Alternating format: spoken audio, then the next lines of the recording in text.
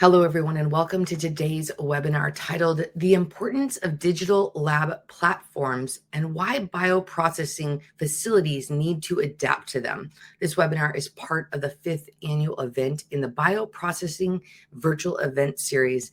And I'm Susie Valdez of LabRoots, and I will be your moderator for today's event. Today's educational web seminar is presented by LabRoots and sponsored by eLabNext. For more information about eLabNext, go to eLabNext.com. Now let's get started. Before we begin, I want to remind everyone that this event is interactive, and we encourage you to participate by communicating with other attendees using our new live chat feature during this presentation. You can find that live chat located on the left of your screen. You can also participate by submitting as many questions as you'd like during this presentation. To do so, simply type them into the Ask a Question box and click Submit. We'll answer as many questions as we have time for at the end of the presentation. In addition to asking questions, we encourage you to participate in a 3-poll question at the end of the speaker's presentation. Click on that answer when the poll questions are displayed. Now, if you have any trouble seeing or hearing this presentation, just click on that help desk button located at the bottom of your screen within the navigation bar or from the lobby. And finally, as a reminder, this presentation is educational and offers free continuing education credits. Click on the continuing education credits link located in the abstract window below the presentation window and follow the process to obtain those credits. I now present today's speaker, Tyler Gurney, Key Account Manager at Lab Digitization Specialist at eLabNext. For a complete biography of our speaker, please visit the Presenter tab from the menu at the left of the screen. Tyler, welcome. You may now begin your presentation.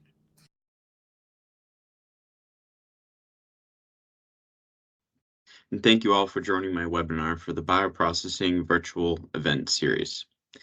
Today, we'll go over the importance of digital lab platforms and why bioprocessing facilities need to adapt them.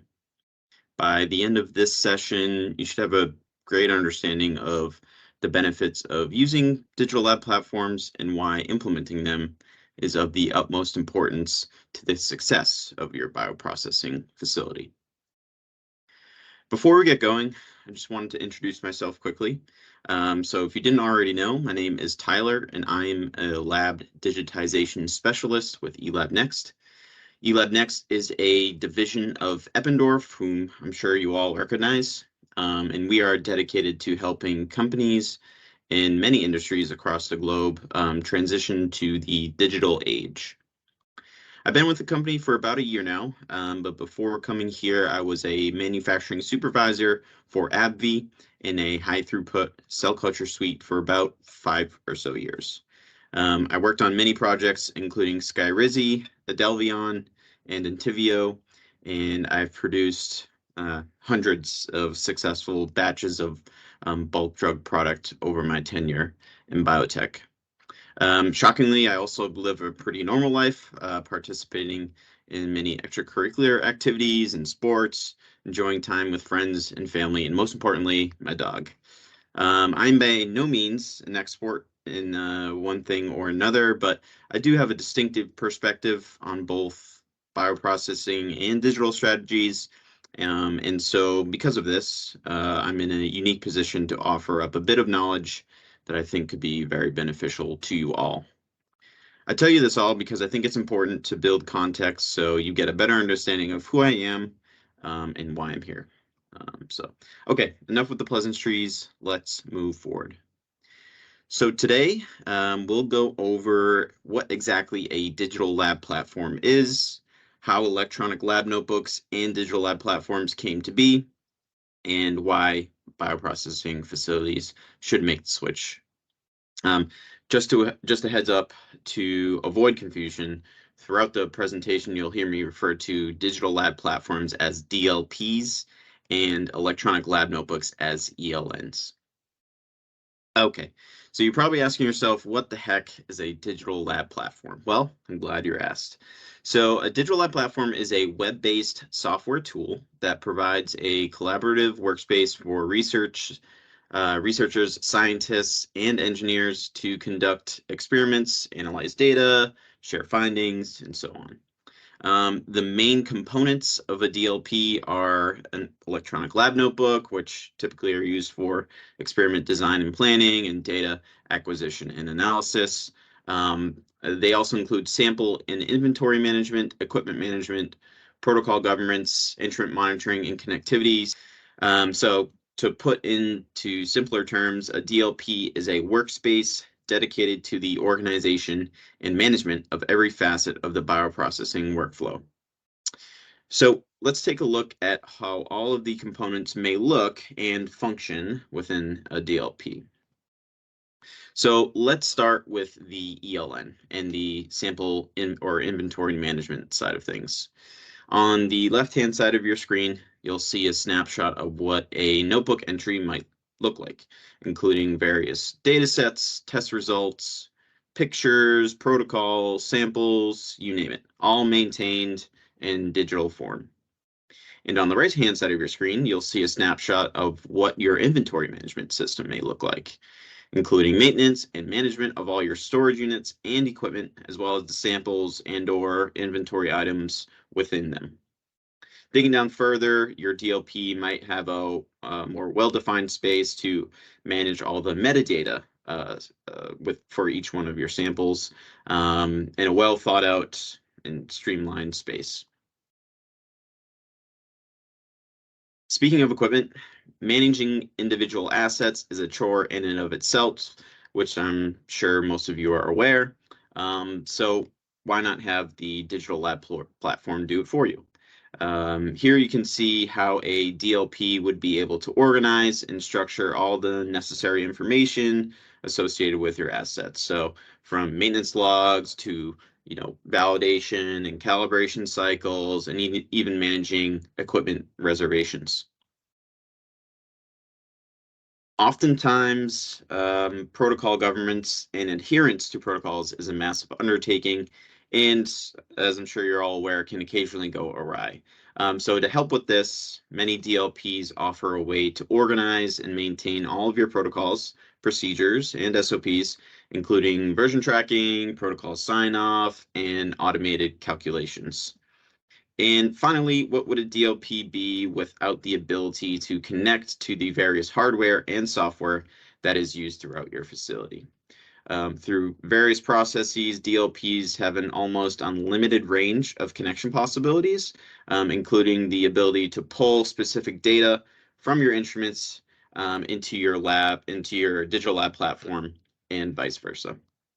In this instance, on the right-hand side, you're seeing a live 24-hour snapshot of the temperature fluctuations of a -80 freezer being displayed directly in the DLP because of the connection between the temperature sensors themselves and the digital lab platform. All right, so now that we have a general idea of what a DLP is, let's quickly run through how DLPs came to be. For comparison's sake, let's just assume that the digital lab platform is much like the smartphone of your lab. It's the lab operating system that controls all the digital aspects of your research. So in the beginning, when we were still very much living in an analog world, we had a basic and simple version of the landline, right? Similarly, as far back as science goes, we started recording scientific theories and facts on physical notebooks and utilized these methods to track all of our research. From there, improvements in information processing led to the development of the first electronic lab notebooks in the 1990s, just around the same time that mobile phones came out. So these early systems, while revolutionary, were all bespoke solutions created by large pharma companies, and so they were more unique to their processes. Unfortunately, today, these types of platforms are typically outdated and clunky since they're not adaptable to changing laboratory conditions. So this brings us to the late 2000s, where we saw the advent of the digital lab platform. These are comprehensive solutions that encompass multiple different data systems, allowing different parts of the lab to digitally communicate with each other as a cohesive system, much like the benefits of a smartphone has over its predecessors. Okay, let's take a quick break from DLPs and let me paint you a story. Okay, so imagine you're a bioprocessing scientist or maybe even a manufacturing technician working in big pharma. And it's your first chance to lead a commercial drug manufacturing campaign that could result in millions of dollars of profit for your company. You've done months, maybe even years of prep work and scale processing to prove yourself and your campaign, hoping it all translate as smoothly as possible to the manufacturing floor. The stakes are clearly already high enough with your job and maybe even your reputation on the line. Then out of nowhere, the FDA decides to make a surprise visit.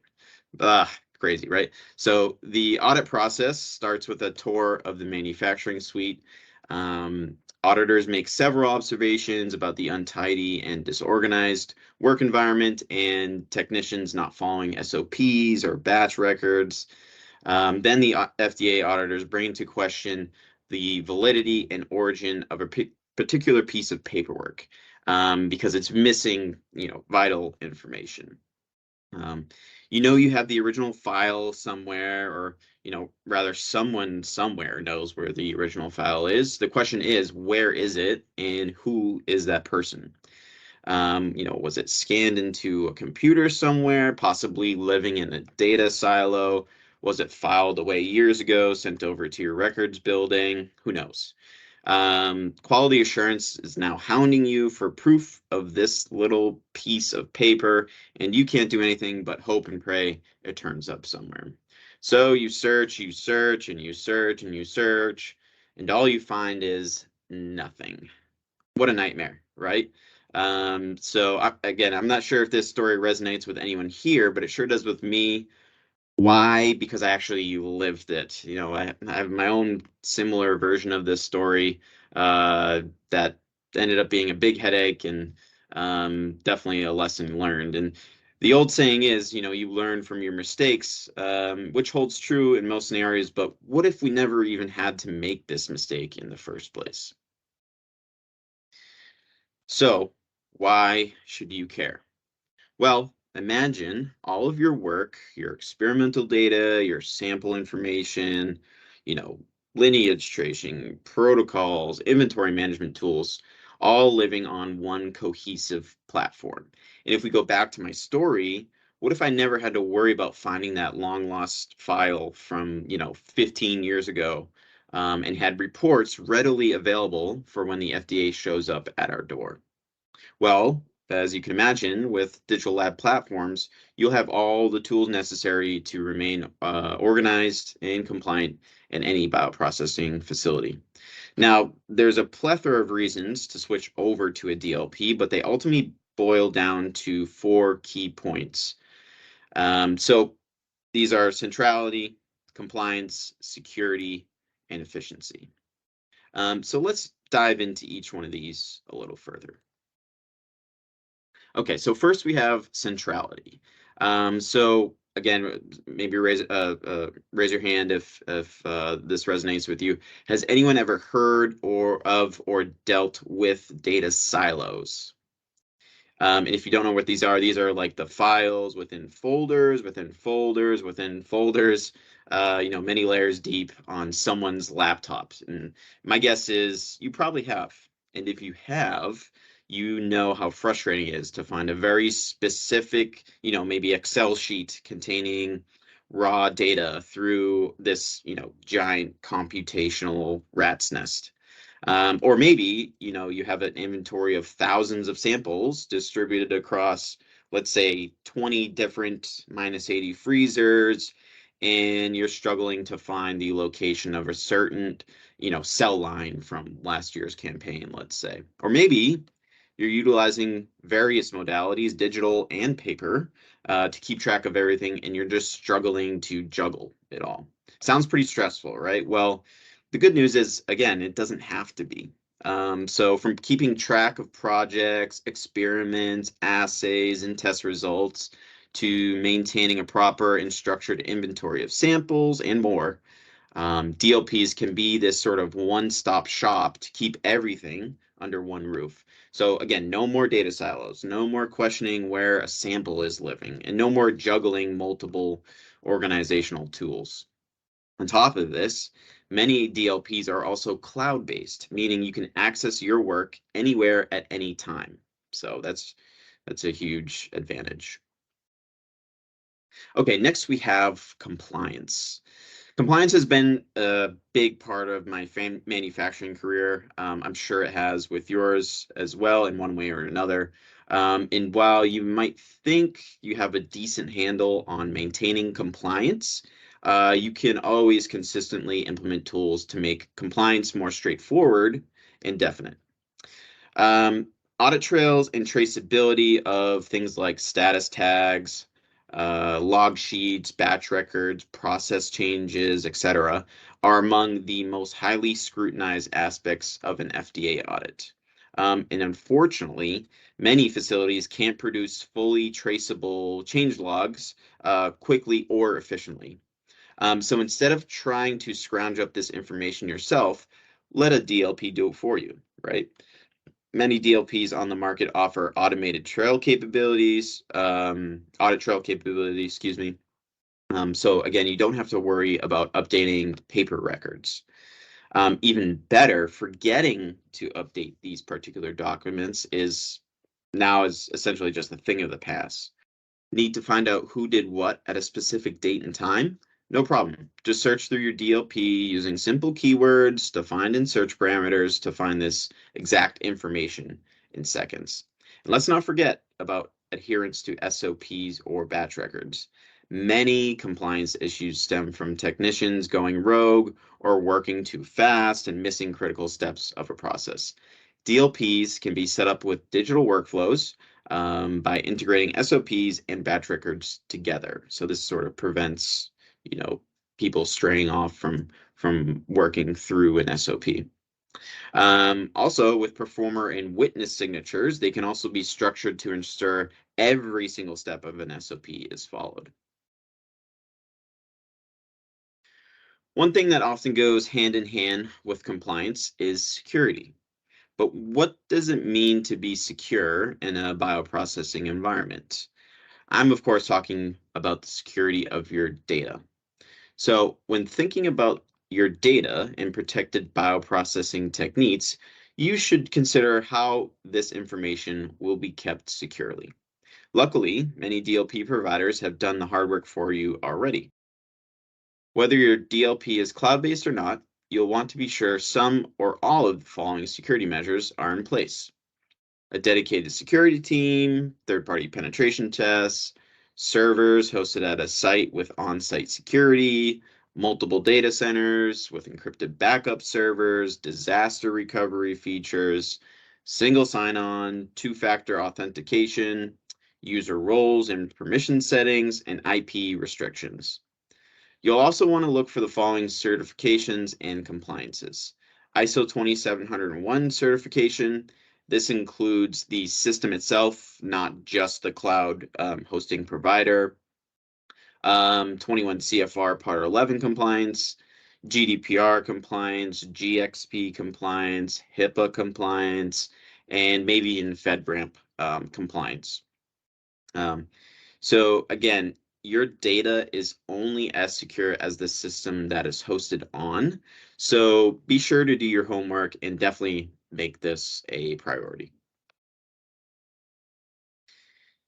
And so while centrality, compliance, and security are the backbones of any great DLP, one of the most beneficial impacts of instituting a DLP in your bioprocessing environment is actually increasing efficiency in your day-to-day workflow.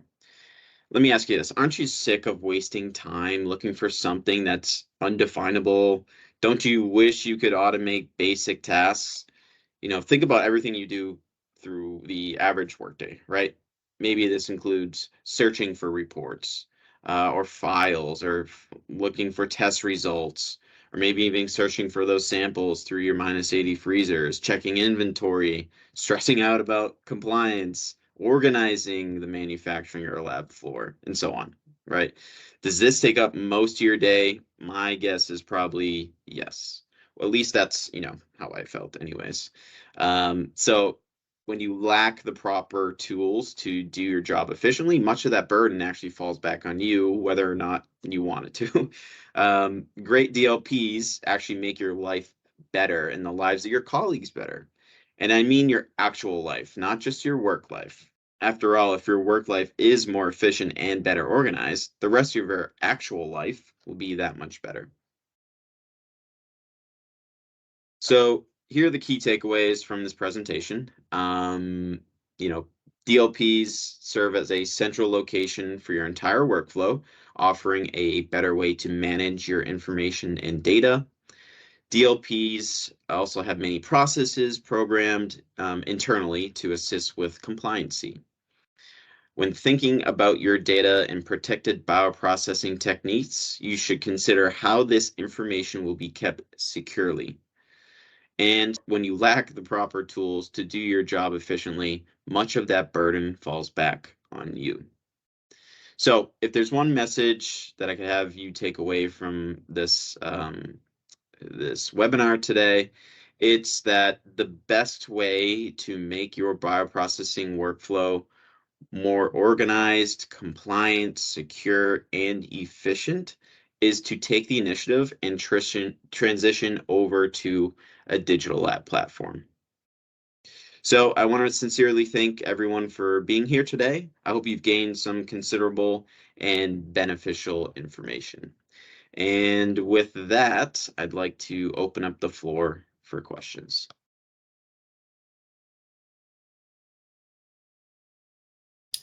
Tyler, thank you for that presentation. And now we are going to ask the audience to join us for 3 poll questions, and we appreciate your participation. Our first question: which features of an ELN solution are most important to you and your team? Is it data organization? Is it sample tracking? Or is it security and compliance? And I'll give you a few seconds to check mark the one that identifies for you.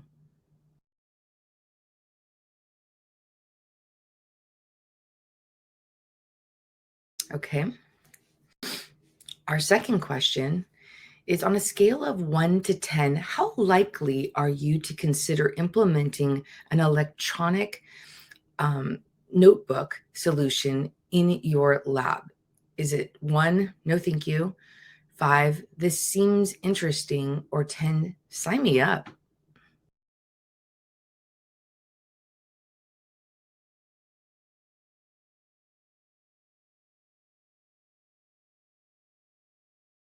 And finally, our last question: would you be interested in scheduling a personalized demo of our ELN solution to see how it could benefit your lab specifically?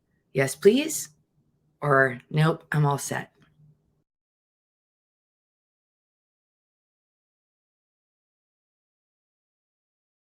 And again, I want to thank you for participating in these poll questions. And now I'd like to begin the Q&A portion of our webinar. And if you have any questions you want to ask, please do so now. Just click on the Ask a Question box located on the far left of your screen. So let's get started. Welcome back. And it looks like we have some great questions already coming in from our audience. Tyler, their first question is: can you share some specific examples of customers using digital tools and techniques to automate and improve the lab? Yeah, sure. That's a good question. Actually, something that's become more popular as the years go on, especially if people are getting more interested in automation and things like that. So we have this one specific integration with a company called Automata. They're based in Europe, and they actually used to work in the food and beverage industry. They used automated robots to, to perform manufacturing processes for food and beverage customers. They decided to move over into biotech, and which worked for us. So we decided to partner up with them and sort of take over a specific liquid handling process in a wet lab setting. So the way it worked was our digital lab platform, eLabJournal, sort of acted as the central operating system for the automation features. So essentially, eLabJournal would tell the robots, specifically what to do. The robots would then in turn, perform those actions, record the results, send it back to eLab, and essentially this loop went on back and forth for as many times as needed. And so that's just, one major integration that we've had with some sort of automation systems, but essentially the combinations are pretty much endless. So Thank you so much, Tyler. And our next audience member says, budgets are tight this year. How can we justify acquiring new software versus continuing to use the tools we already have, like Excel or OneNote? Yeah. Budgets are probably the number one thing that, either prevents someone from adapting a digital lab platform or, scares them away. So, it's a very common question we get. Of course, using these free digital solutions are all well and good. But essentially you have to ask yourself a few questions. One, how scalable are your current, digital solutions? Is it going to meet your need in 5 years, in 10 years? Probably not. Secondly, how do I maintain a proper audit trail between multiple digital tools? You probably can't. And again, how much efficiency do you want to sacrifice just to save a couple bucks?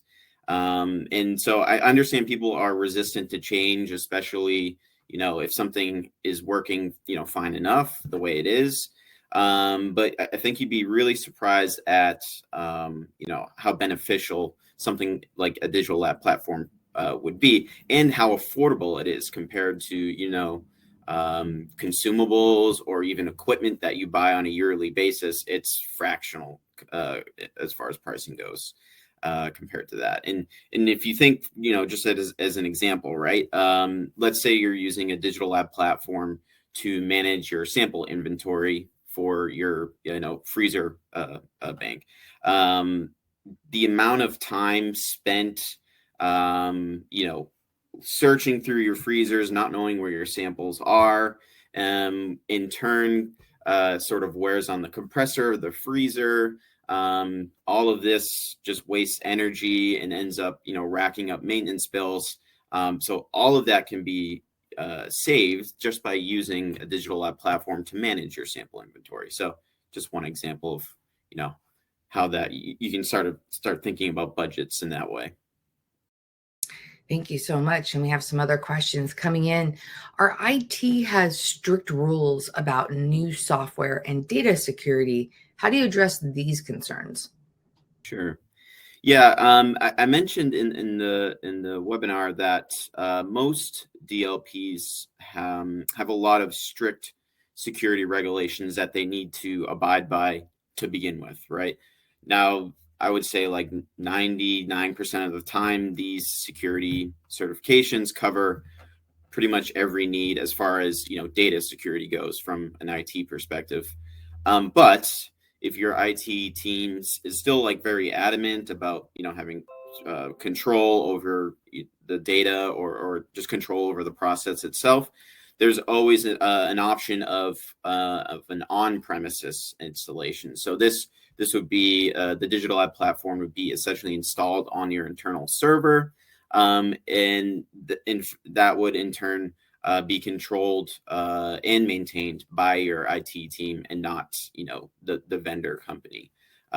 So there's always a way to meet the strict rules of an IT team. Thank you so much. It looks like we have one final question coming in. Can digital lab platforms integrate with external software or hardware? Yeah, definitely. I sort of already gave an example for external hardware with the liquid handling robots in the first question. But you're not limited to just liquid handling robots. It can be anything. It can be something as simple as like a label printer in your lab, or an HPLC machine, something like that. And as far as software goes, the options are endless there as well. So long as the software has an open source API similar to what the digital lab platform would have, you can essentially connect and integrate the software with the digital lab platform. So this might look like something like, if you use a curating system to order consumable inventory, instead of having to use both your digital lab platform and that curating system, you could connect the two and essentially place your inventory orders directly from your digital lab platform. Another common example might be if you use some sort of data analysis software. There's always the possibility of connecting the digital lab platform with that data analysis software to essentially push and pull data back and forth between the two. So you're pulling data you might capture from an experiment in your digital lab platform over into your data analysis software, running the analysis, getting the results, and pushing that back into the digital lab platform. So again, options are essentially limitless there as well. Tyler, I want to thank you for your time today. Would you like to provide any closing remarks for our audience before we go? Yeah, I want to thank everyone for joining as well. Thanks for LabRoots for having me. Hopefully you learned something out of this. So I can always be reached by email if anyone has any additional questions. Well, I want to thank you again for your time and for your important research. And before we go, I want to thank our audience for joining us as well and for their interesting questions. I'd also like to thank our sponsor, eLabNext, for sponsoring today's webinar. Questions we did not have time for today and those submitted during the on-demand period will be addressed by our speaker via the contact information you provided at the time of registration. And this webcast can be viewed on demand for 2 years until April 5th, 2025. LabRoots will alert you via email when it's available for replay. We encourage you to share that email with your colleagues who may have missed today's live event. Until next time, take care, everyone. Bye-bye.